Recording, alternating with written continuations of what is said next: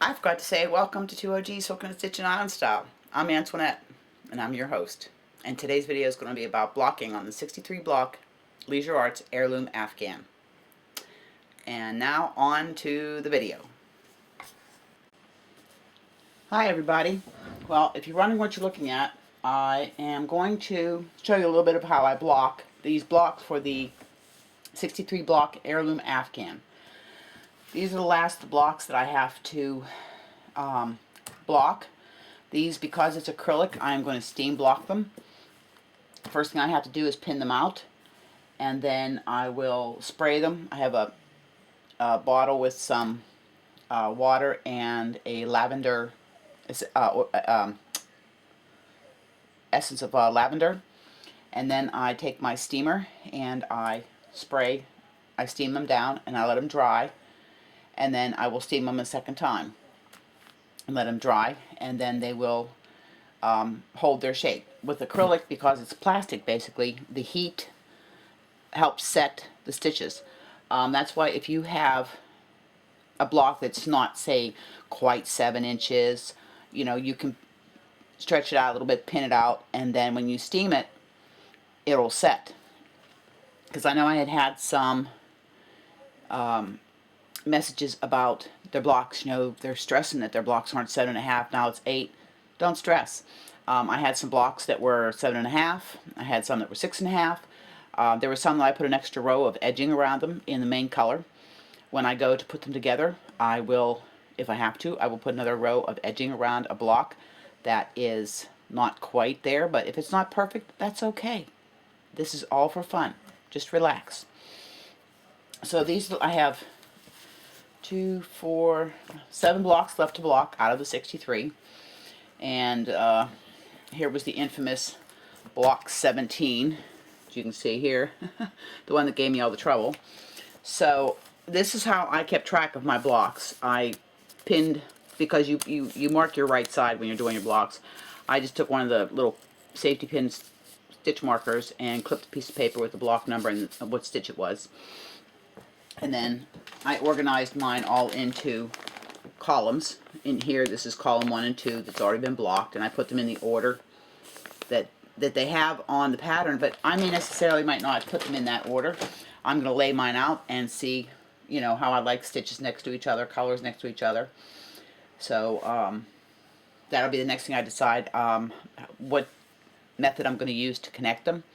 Am I going to use a granny stitch to connect them? Am I going to use a whip stitch, a mattress stitch? Am I going to put a border connecting them? I don't know yet. So anyhow, I hope you'll be able to see this. You'll be able to see better once I get down towards here. I'm using my camcorder to do this. I might move the camera around so you can see as I block, but I will block down here first. So you can see I'm going to block this one here. I'm going to show you. This is the popcorn braid. So what I do is I take this off and I just lay the paper up in the corner. I'm going to zoom this in a little bit so you can see, and we'll just move this back and we'll tilt this down so you can see how I block it. I'm kind of leading here so I can see. I don't know, maybe I can, let's see if I can move this around this way and I can see how I'm, well, maybe that'll work better that way. So I can see if I move it this way. What I might do is just do individual blocks, and then I'll put the mat back together again, because these just unclip. That's what I may do. Okay, so I have my knit pick blocking pins. Knitter's Pride, I mean, blocking pins. I have 2 boxes of those. They come in 2 sizes. They come in this size here, and then you have your big size, which is basically just 2 of those. And I love them. These, along with my blocking wires, were probably 2 of the best investments I made. And then I have T-pins.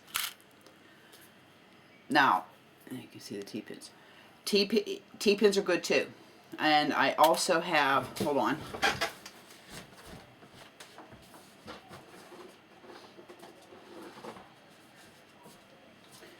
Before I started using the Knitter's Pride blocking pins and T-pins.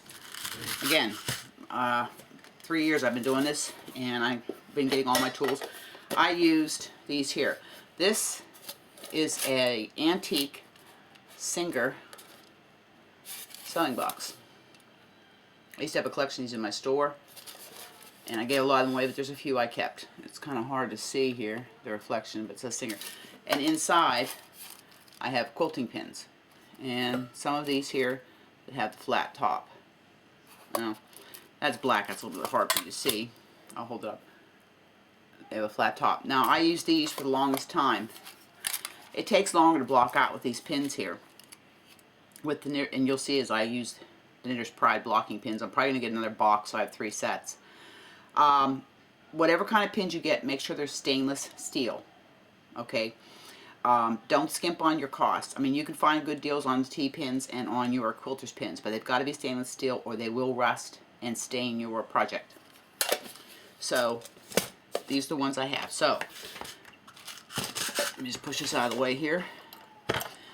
I start by taking a couple T-pins, and I start on one corner. Yeah, I'll zoom in a little bit here. I start on one corner, and I pin that corner out. Okay? Now, you can't really see where I have that. All right, we'll pull this off here. How I have the corner pinned out right there. Okay? I start there. I've pinned that corner out. And then from there, the dog's sleeping by my tripod there. And then I'll take one of my big blocking pins, and you stretch your, because you want to try and get your ends as straight as you can. And then I will put this on the edge, get it in my chain, just on the edge stitches, and push that down like that. Now I'll take one of my small ones,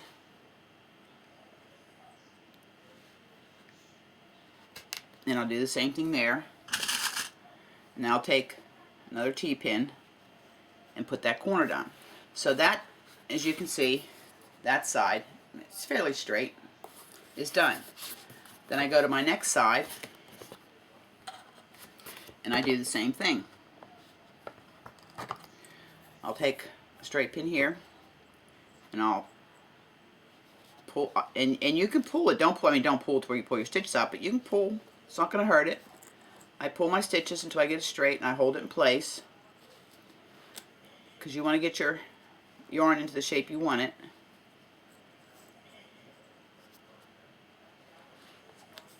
And sometimes you got to play it a little bit, and then you set your pin down, and it holds it in place. And you just work on one side at a time.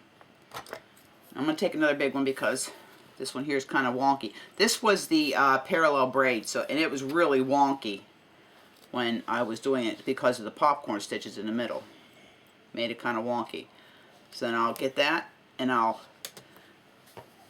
you can see this is what I have so far. I'll pull you out a little bit. So you can see that it has this corner here and across the bottom here. So I'm going to turn. I'll take my T-pin and just put that corner so it holds that corner down. And we'll do the third side. And then I'll work this out here until I get it to where it's straight. And now I'll show you, I will take my measuring tape and measure it and see where we're at on size. Now the thing about blocking, it can be time consuming. Like when I was blocking Barb's blankets, it took me 2 hours to pin those blankets out. And you just take your time. That's all I can tell you, is just take your time. And I'm gonna, before I get this fourth side, put that corner down, I'm going to turn this fourth side, because what I'm going to do is pull this corner up, because this is really going to have to stretch out here to get it straight. And it doesn't hurt it to pull it out. Just opens up your stitches.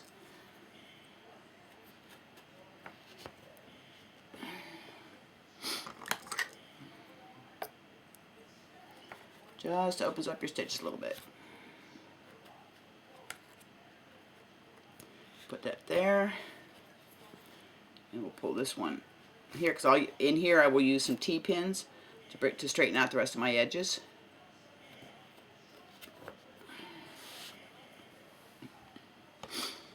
And we'll use one more here, just for, and like I said, you'll mess around with here, changing your pins in and out till you get it looking, you know, fairly straight. And most of it, just eyeball it. And a little T-pin here. Pull this, and okay, so see, now I'll pull this one out and pull this just ever so slightly out a little bit. Oh, my hair everywhere. I just had a shower, so my hair. And that's what it looks like. We'll zoom this out. I have to pull this up a little bit. And that's what it looks like blocked. And that is your popcorn braid. And I just take, and I'll leave this with it, and I'll put that over here for now. And we'll do another one. I'll do a couple of them with you so you can see it. I'll do one of the ones that, okay, this one here was the parallel cables. This was the last one I did. Okay, so and this is all acrylic yarn. Now the only difference in my yarns was the green I used. It was a little bit thicker than the lilac or lavender lilac and the egg crew. I'm gonna get my coffee here. That was the only difference.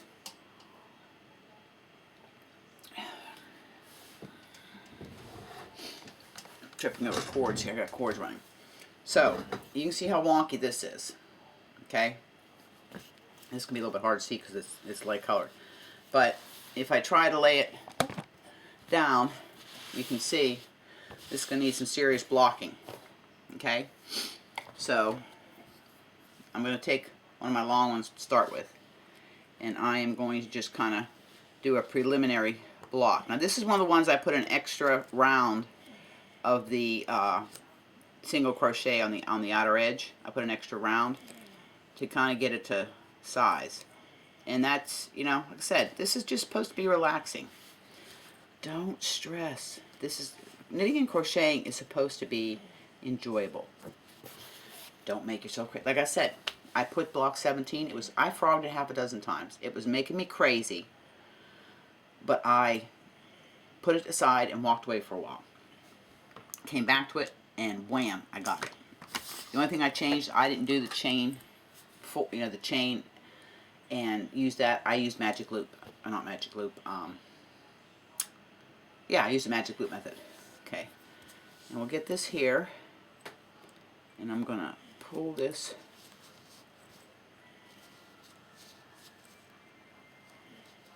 up here. This one's gonna be a little bit. This one is one of those ones you're going to play with to get it to block out.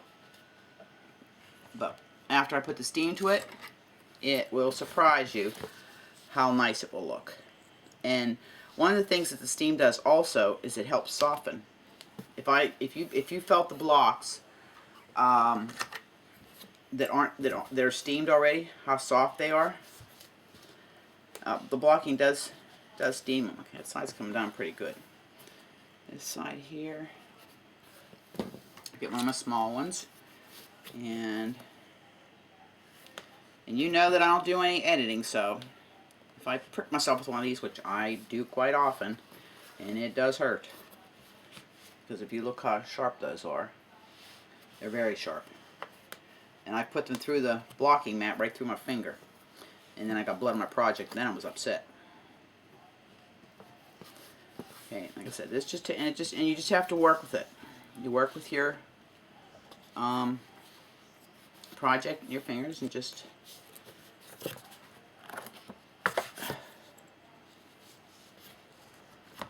and as you can see, it's blocking out.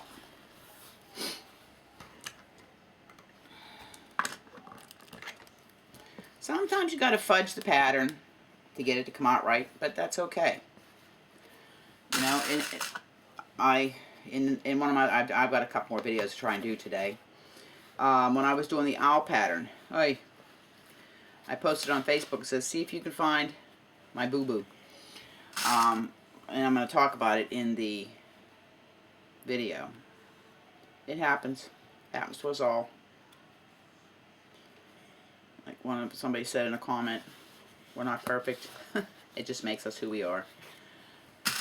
So, but I thought maybe this might help a little bit. You know, a lot of people don't block their. I don't block my blankets, but squares I do block. I do block my squares. I picked my crochet project for the hashtag outside your comfort zone hashtag Shaw challenge.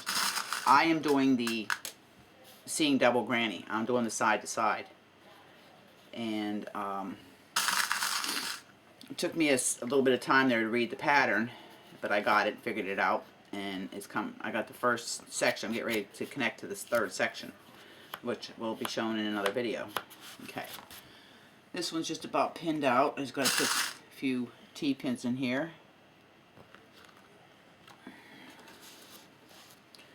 And I'll use T-pins because I'll need some of those for my other block.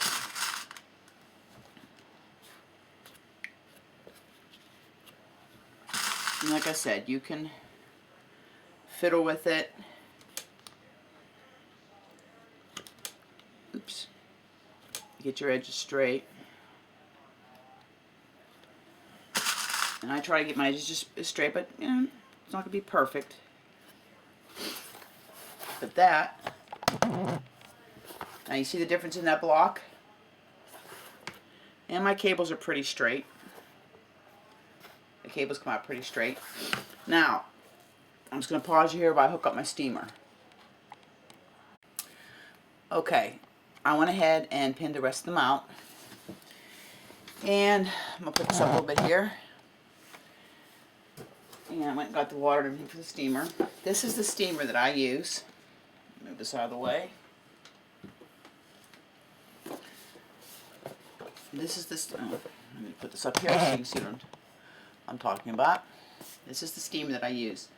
It is by Butyrol.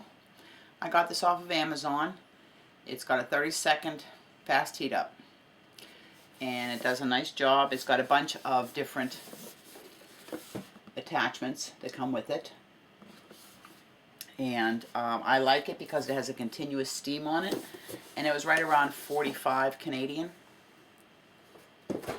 And this is it right here. And all you do is you gotta take this out here. And there's a little tab here. You open up. And it comes with the measuring cup and everything to pour the water in. It's got a maximum fill line. Do not fill over that maximum fill line. And when you are steam blocking, be very, very careful. Steam burns. They can be very serious. So be very careful. Keep any young children away. And you take this and you snap it into there. There's a button back here. Turn it on. And you hold this in until you'll see a little light.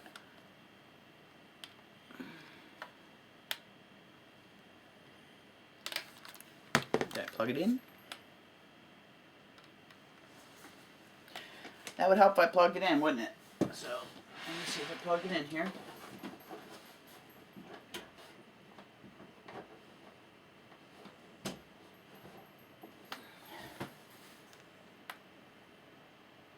There we go. Must be one plug on my surge protector that's not working. So you see it's flashing green. When it heats up, it'll go solid green. In the meantime, I'm going to turn you here and show you what, as you can see, sorry Bella, Bella's away. I'm going to put this over here while it's heating up.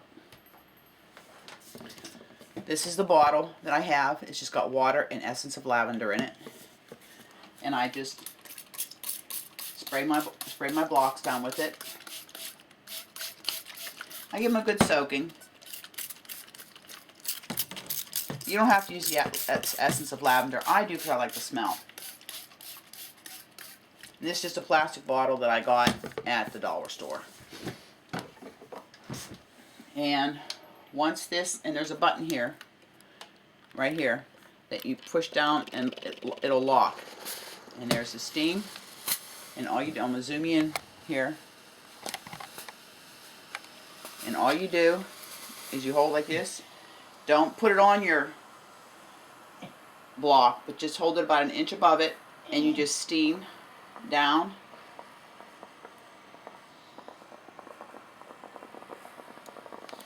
I gotta do a thing here. I gotta pop my popcorn stitches up a little bit here. They kind of pop down. This was block 17. I'm telling you, this was my nemesis block on this blanket. It was block 17. When you have a popcorn stitch, just be careful how much steam you put to it. I just put a little bit to it. I don't put a lot. I'm just going to get one of my crochet hooks and pull that up. We'll crochet it, or we'll steam block another block. I will put you over to this block. I'm trying to do it around Bella. She's laying there right at the foot. I'm going to do the fan trellis here. And we'll put you out. And you steam like this.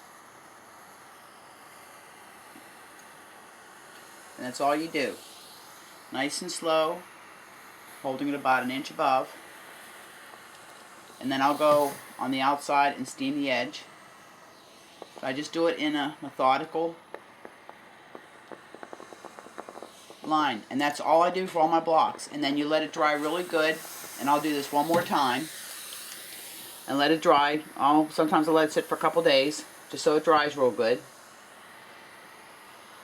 And how I test to see if it's taken is I'll take one of the pins out and see if the acrylic moves. And usually, I'll shut that off. I can see my face. Hello, it's me. Usually when you're blocking, a little bit bright that way, isn't it? Usually when you're blocking, you have a bigger area. I'm doing this in my craft room a lot of times. When it's nice outside, I'll do it outside. It dries fast. Things to remember when you're blocking. Pin it out. The acrylic, it will set. If you pull your pin and it moves in a little bit, steam it again. That's what I do. I re-steam it. And it will block. It might take you 2 or 3 times to get it to set right. If you don't like how it looks, you can re-block it. Usually I try to get it right the first time. Popcorn stitches, puff stitches, and things like that. Don't hit them too hard. One of the things with acrylic is high heat. Like people say, no, that's wool. Never mind. Back that up. That's wool. Wool will felt in high heat. That's why you don't put wool in the dryer. But basically, this is what I did with all my blocks. I steamed them all. They will be steamed once more, but I'm going to do that once I have and I'll show you how I do that. But I'm going to put them into the columns, and I'm going to run my blocking wires up just to get the edges a little straighter before I connect all the columns. Okay, there's 7 columns, 9 blocks to a column. There's your 63 blocks, and we will step by step. We'll do that. I will have a tutorial. I have to do a tutorial about the edging. Somebody had asked me about doing that. And I do apologize. I forgot when I finished that last block to do a tutorial. But I will whip up a block and do a tutorial on how to do the edging that's in the front of the pattern. But that's all I have for this video on blocking. While this is uploading, I am going to be doing, I've got a couple more. I've got some Happy Mail. I want to do one on discussing the Afghan. I do want to do one on some finished objects, or almost finished objects, which is the blanket and some other things. So until then, remember, hug, smiles, and happiness. Pass it on. Make the world a better place. Here's saying bye to you from Deer Island. See you next video.